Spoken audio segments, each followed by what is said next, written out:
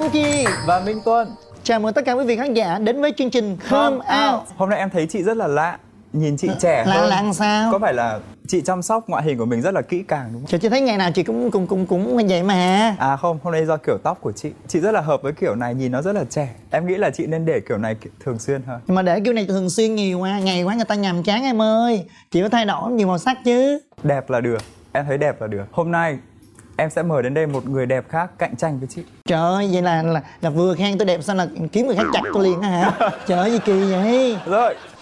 Đùng một cái mọi người vô nhà mình chửi tùm lum tùm la, cái mình cũng cảm thấy rất là sốc. Trời, hồi đó em sến lắm, cái là yêu đương sướt mướt rồi khóc rồi thất tình dữ dội. Giai đoạn của em với mẹ em đấu tranh với nhau là một giai đoạn rất là lâu. Bộ ba hỏi em có như vậy không? Em nói là em có. Chào đón khách mời của ngày hôm nay. Em chào anh Con ạ. Lời đầu tiên em gửi lời chào tới tất cả mọi người. Em tên là Nguyễn Quốc Anh Vương. Nickname khác của em là Frankie Nguyễn. Mọi người cứ gọi em tên thân mật là Kỳ Kỳ. Chị có thấy ngoại hình của Kỳ Kỳ giống với một người nổi tiếng Ở Việt Nam mình hay nè? Ở Việt Nam. Em nghĩ đừng nên nhắc lại chuyện này. Thôi người ta không muốn nhắc lại mà cứ hay khơi lại cái kỷ niệm đau lòng của người ta quá. Không hề đau lòng. Có đau lòng không? Kỷ niệm có đau lòng không? Em không có đau lòng. Mà em không thích. Em không thích, đúng rồi. Người ta không thích làm bản sao của ai hết. Trời, nói em giống một người khác em chịu không? Dạ không, nhưng mà như vậy nè, tại vì á Kỳ Kỳ được mọi người biết đến là bản sao của nữ ca sĩ Hồ Ngọc Hà.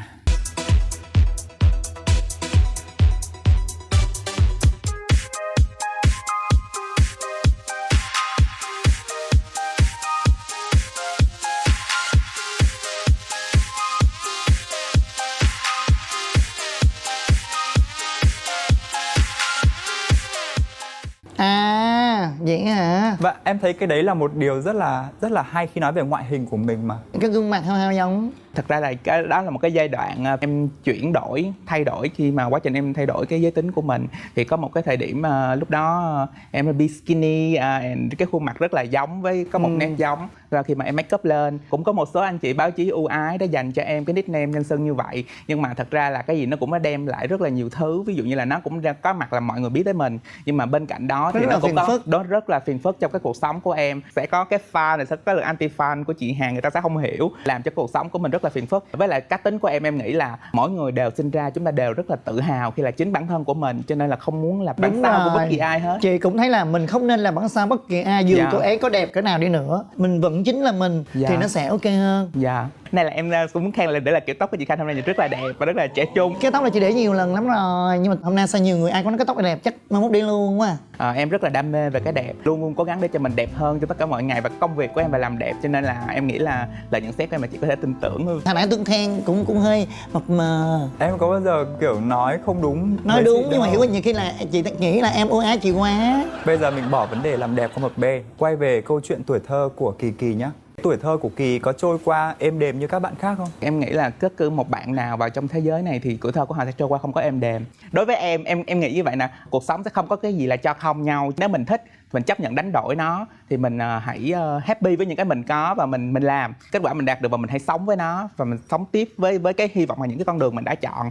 Chị đồng tình với cái quan điểm của em. Dạ. Tại vì cuộc đời Khánh chị nghĩ không riêng những người trong cộng đồng LGBT, dạ. con trai hay con gái bình thường đều có nỗi buồn. Dạ, còn về cái cuộc đời của em á thì em cũng có một số người bạn trong giới này và họ có cái mơ ước họ làm con gái từ khi họ còn rất là nhỏ. Em thì không có như vậy, bởi vì bản thân em là gia đình của em cũng rất là khó khăn về cái giới tính, là ba mẹ em cũng là một người rất là bảo thủ và họ rất là khó tính. Thời điểm nhỏ mình cũng không đủ mạnh mẽ để mình thể hiện những cái đó ra. Bản thân từ trong bên trong của em á thì em cảm nhận là cái thói quen sinh hoạt hàng ngày của em, ví dụ như em kết bạn thì em rất là hợp tính với những cái bạn nữ nhiều hơn. Đa số bạn thân của em đều là con gái, mọi thứ của em thể hiện nó đều có vẻ nó hơi mềm mỏng hơn từ bên trong, nhưng mà về bên ngoài thì em không có được thể hiện ra nhiều lắm.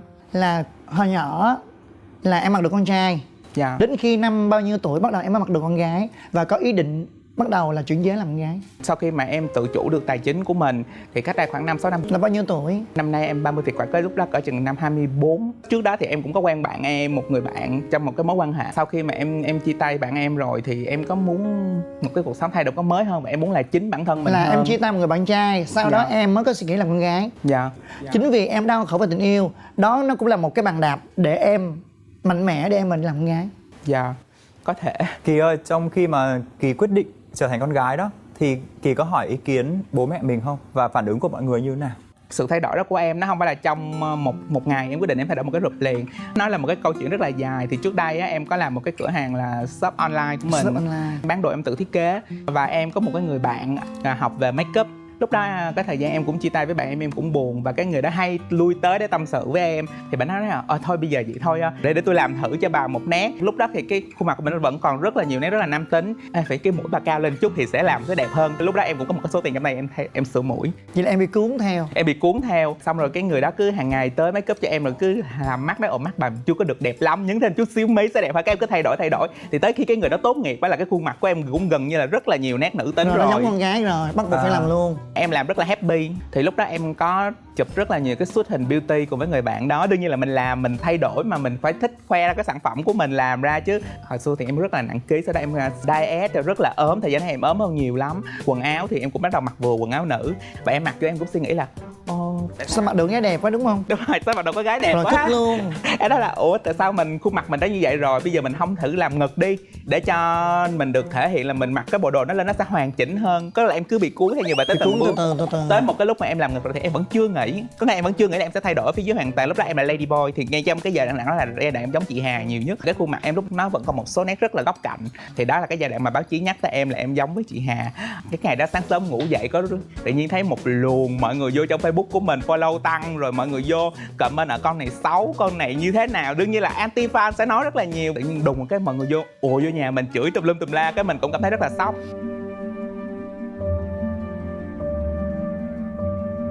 Lúc đó thì hơi buồn. Cái sau đó em mới suy nghĩ là tại sao mình lại phải đau buồn vì cái đó mà mình không mạnh lên, mình biến cái đó thành một cái sức mạnh. Đương nhiên là cái lúc đó cái lượng follow của em rất là tăng. Em nghĩ là trong cuộc sống này mọi người sẽ muốn viết gì viết, muốn nói gì nói, nhưng người ta vẫn nhìn về cái cách sống và cái công việc của mình. Em lợi dụng một cái lượng follow đó cho cái công việc của mình luôn. Nó thuận lợi hơn. Nhưng mà lúc đó thì em vẫn chưa có ý định là em sẽ chuyển hết ở phía dưới. Lúc đó mình sẽ là kiểu là giống như lady boy, nửa này nửa kia, cho nên là lúc mà mình đi toilet này nọ mình cũng rất là ngại. Ví dụ là mình đã có là nữ rồi mà mình bước vô nữ thì mình cũng không có tự tin. Cái là mình có biết là mình còn có một chút gì đó còn dính ở bên kia. Trong cuộc sống của mình cái sinh hoạt nó rất là bất bình thường. Cái kiểu là nó cứ ở giữa. Và em đã có đầy đủ điều kiện về tài chính mà, thì đương nhiên là em sẽ muốn làm một cái gì đó cho mình cảm thấy confident, tự tin nhất. Là câu chuyện cô này làm con gái là do nhiều thứ cộng lại. Khi mà mình quyết định như vậy rồi á, thì cái sự ảnh hưởng của gia đình á, nó có ảnh hưởng nhiều đến tâm lý của mình không? Ví dụ như bố mẹ có cấm cản. Đương nhiên là bố mẹ nào cũng sẽ lo sự nguy hiểm của con cái. Vượt qua cái giai đoạn đó thì họ chấp nhận. Em nhớ là mỗi lần em thay đổi cái gì, em lại đi phẫu thuật thẩm mỹ về, mẹ nói trời ơi đổi nữa hả, sao đổi hoài vậy, thay đổi hoài vậy, làm gì nữa vậy. Không cấm được nhưng mà không có quá không ủng hộ lắm. Đúng rồi.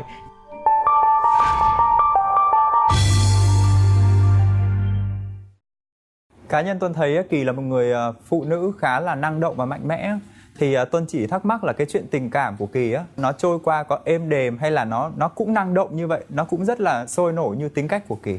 Em thì một người rất là mạnh mẽ, nhưng mà em nghĩ là trong tình cảm thì em rất là passionate, nhưng mà cái kiểu là nó không ủy mị. Bây giờ em kể về chi tiết mối tình đầu của em đi.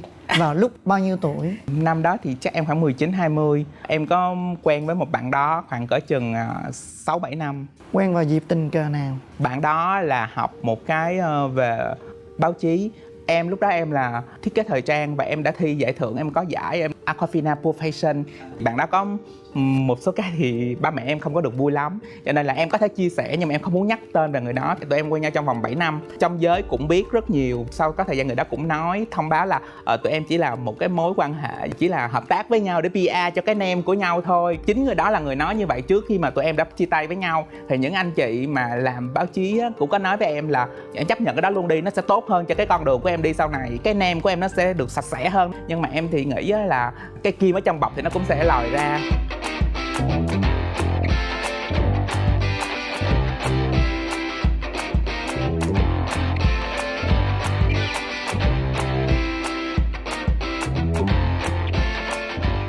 Nhưng mà hai người quen nhau 7 năm. Dạ. Lý do tại sao chia tay? Bạn đó có những cái suy nghĩ không giống em. Em nhận là bạn đó thích sự nổi tiếng. Bản thân em cũng thích. Em thích là được người ta biết đến mình bằng cái sức lao động, bằng cái sự cống hiến của mình. Chứ em không muốn nổi tiếng theo con đường tai tiếng. Và cái hướng đi của hai người dần dần nó khác nhau. Ai là người đưa qua quyết định chia tay? Em là người quyết định chia tay. Có rất là nhiều chuyện xảy ra, em không nói là bạn đó xấu hay là bạn đó tốt, mỗi người có một cách sống. Em muốn một cuộc sống nhiều hơn, có tương lai hơn, có hoạch định hơn cho em, thì bạn đó không làm được cho em những điều đó. Thời điểm đó có nhiều bạn còn trẻ, còn muốn enjoy, muốn đi bar club này nọ nhiều. Em thì là hay cái kiểu hơi bị truyền thống á, có nghĩa là lo làm Thích ở nhà, ở nhà, vợ chồng hú hỉ ở nhà. Đúng rồi. Trời, hồi đó em sến lắm, cái là yêu đương sướt mướt rồi khóc rồi cứ buồn. Có thất tình không? Trời, cái năm đó thất tình dữ dội. Chia tay khóc tan nát luôn hả? Em không có khóc trước mặt bạn đó, nhưng mà tối em về nhà em khóc. Có nghĩa là em tự dằn vặt nỗi đau một mình em. Ban ngày thì vẫn đi bán ra kiếm tiền, có nghĩa là tối về đếm tiền mà khóc.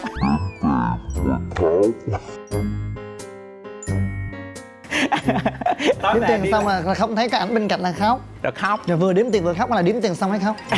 Đếm tiền rồi mới khóc. Tại vì khóc nó không đếm tiền lộn. Khóc và đếm tiền là lộn với nha. Đúng rồi. Nhưng mà sau này đó, sau cái lần đó đi thì em cũng bớt ủy mị. Có nghĩa là cuộc sống mà cứng rắn hơn, mạnh mẽ hơn. Thì bây giờ mình vấp ngã nhiều quá mà làm sao thể bắt mình ngây thơ được nữa.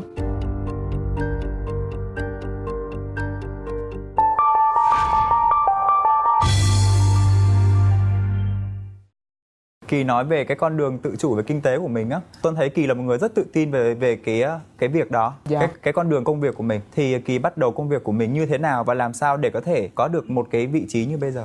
Thứ nhất là về truyền thống gia đình của em. Nhiều lúc em nghĩ là em cũng buồn với nghe là ba mẹ của mình quá khó tính đi, nhưng mà nhiều lúc em cũng rất là cảm ơn vì cái nền tảng của họ cho mình, bởi vì họ rất là nghiêm khắc. Trước đó thì ba mẹ em á là không ủng hộ em vô ngành thiết kế thời trang, vì người xưa mà họ cũng sẽ nghĩ là muốn em học kiến trúc. Và bản thân em cũng thi đậu kiến trúc luôn. Ba mẹ em họ nghĩ là khi mà làm về xây dựng thì sẽ biến mình trở thành đàn ông, nhưng mà thật sự nó không phải, bởi vì em vô trường đó là bản thân em không phù hợp với môi trường đó. Em đi tới đó nhưng mà em không học, cúp cua đi ra ngoài, đợi 30 ra quán nước kế bên ngồi 30 mấy ngày 40 ngày, đủ ngày nghỉ rồi đó. Em nhớ nó gửi một clip về nhà, mẹ mới giận dữ mới hỏi tại sao lại như vậy. Cái lúc mà em quyết định cái nghề nghiệp của em cũng là lúc em nói thật, mà mẹ em nhìn thì cũng sẽ đoán được, cứ hỏi em là ủa em có phải là như vậy hay không, thuộc về thế giới thứ ba hay không. Hồi nhỏ thì em rất là sợ, cái lúc ở cái thời điểm đó thì em không chối nữa. Em nghĩ là nó bị dồn nén nhiều quá rồi, cho nên là em nói là bây giờ em vậy đó, em thuộc về thế giới thứ ba, đó là con người của em, nó không có thay đổi được. Em học kiến trúc nó cũng không có thay đổi được, không có sắt thép nào có thể biến em trở thành cứng hơn được hết đó. Cho nên là em nói là bây giờ em muốn học thiết kế thời trang, giờ cho em học. Không cho em học, em ở nhà gọi là nhàn cư vi bất thiện, em đi chơi thì ráng chịu. Xong rồi cái mà nói ba mẹ cho em thời hạn 6 tháng em để thử. Suy nghĩ hả? Không, cho em 6 tháng để em thử vô cái môi trường đó. Trong 6 tháng nó học về thời trang. Dạ, thì em học thì chỉ có 3 tháng sau là em thi một giải thưởng lớn, em có giải thưởng lớn luôn là Aquafina Profession. Khi mà em nói thật về giới tính của mình á, thì phản ứng của gia đình như nào? Mẹ em thì phụ nữ mà sẽ là theo kiểu là bị sốc rồi làm nhiều thứ rất là sợ. Em không biết luôn, giống như trong phim luôn, em không có tưởng tượng ra luôn á. Nói chung là cái giai đoạn của em với mẹ em đấu tranh với nhau là một giai đoạn rất là lâu. Còn đối với ba em thì ba em chỉ có một lần duy nhất thôi. Ba em buồn, ba em hỏi em có như vậy không? Em nói là em có. Thì ba em buồn, lúc cũng khóc. Nếu em đã chọn cái con đường của mình, hãy sống làm sao cho tốt và đừng có đem lại một cái điều tiếng xấu cho gia đình. Nhưng bây giờ công việc hiện tại của em là vẫn làm thiết kế thời trang? Dạ, em đang làm trưởng phòng thiết kế của Hagnos. Trước đây thì em có làm shop, có con mắt và có gu thẩm mỹ tốt. Nhưng mà khi em làm một mình á, thì tất cả nó đều bị đứng lại. Có nghĩa là em chỉ học được cái mức đó thôi, mà mình làm riết là mình cảm thấy là nó bị một cái style đó, nó bị về cái bản thân của mình, style cá nhân quá nhiều. Ngay lúc đó luôn là em dừng shop lại. Đó cũng là cái thời điểm là em đi thay đổi cái bản thân của mình á. Chuyển giới làm gái hả? Đúng rồi.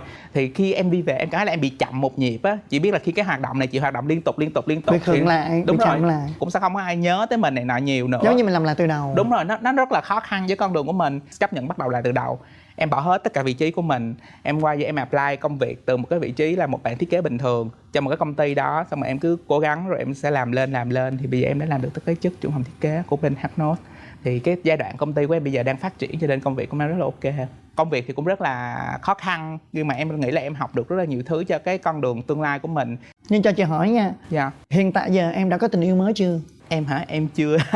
Chưa hả? Hiện tại giờ đang cô đơn hả? Dạ, em hay là cũng đang có quen rồi mà đang tìm hiểu? Cũng có vài người đón đưa, nhưng mà em cũng thì em cũng chưa có xác định rõ ràng. Đang trong giai đoạn tìm hiểu đúng không? Dạ, mà sao vậy em thấy em khó lắm chị ơi, thì nó có nhiều cái sao khó vậy? Những cái gì em đã từng trải qua rồi nó thành đúc kết kinh nghiệm cho em những cái câu hỏi á, mà chính vì những câu hỏi đó là cái rào cản của mình luôn á. Mình khó khăn quá nên mình không có người yêu đâu.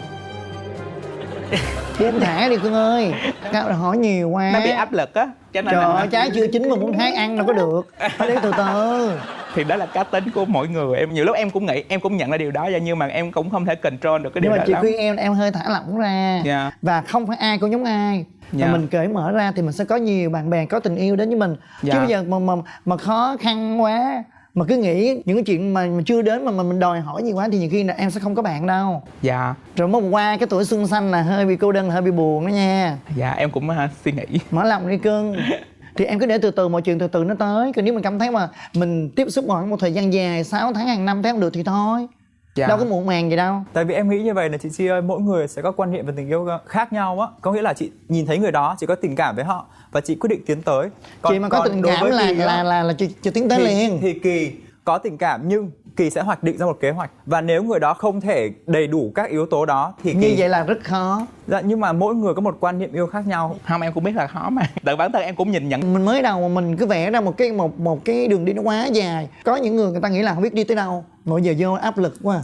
Đúng là rồi, em nghĩ liền. không, em cũng có những là nghĩ cái phía giống như chị. Chắc là sau buổi này về em phải suy nghĩ là em Facebook của chị Khanh rồi là tư vấn cho chị em tư vấn bớt cho. phải như thế nào. Dự định tương lai của Kỳ trong cuộc sống của mình nó sẽ như thế nào?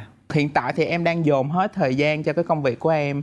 Và em đang học hỏi nó rất là nhiều và đang muốn phát triển thêm. Không biết là em có hơi bị tính toán hay không, nhưng mà ví dụ như là nếu như mình không tìm được ai thì mình cũng có thể enjoy cái cuộc sống của mình single, một cái cuộc sống ít rất là mình phải vững chãi về tài chính, về tất cả mọi thứ của mình. Bên cạnh đó thời gian thì em dùng cho bạn bè, mà em thấy là bây giờ thật sự khi mà công việc quá nhiều quá, em hẹn hò đi em cũng bị làm biếng luôn. Mình có thể mình suy nghĩ nhiều thứ quá. Chị nghĩ là nếu một người chuyển giới hiện tại bây giờ có công việc ổn định và có tư duy, có cái suy nghĩ tốt thì chị nghĩ là kiếm được một tình yêu thật thì cái chuyện rất là bình thường, rất là dễ. Dạ. Bây giờ rất nhiều bạn chuyển giới rất là hạnh phúc. Dạ. Cho nên mình phải có cái sự tự tin và mình cởi mở ra, mình thoải mái ra là mình sẽ có người yêu đến thôi. Em nghĩ Kỳ dư tự tin vào bản thân mình nhưng Không tin Kỳ người khác. thiếu niềm tin vào người khác, chứ không phải là Kỳ chưa tự tin. Em đừng thiếu niềm tin vào người khác. Dạ. Tại mình nên cho người ta một cái cơ hội. Dạ. Cuộc đời này dù mình cho mình có nằm trên một đống vàng đi nữa mà mình không có người yêu, mình sống một sự cô đơn thì cuộc đời này nó vô nghĩa. Dạ. Theo chị là như vậy.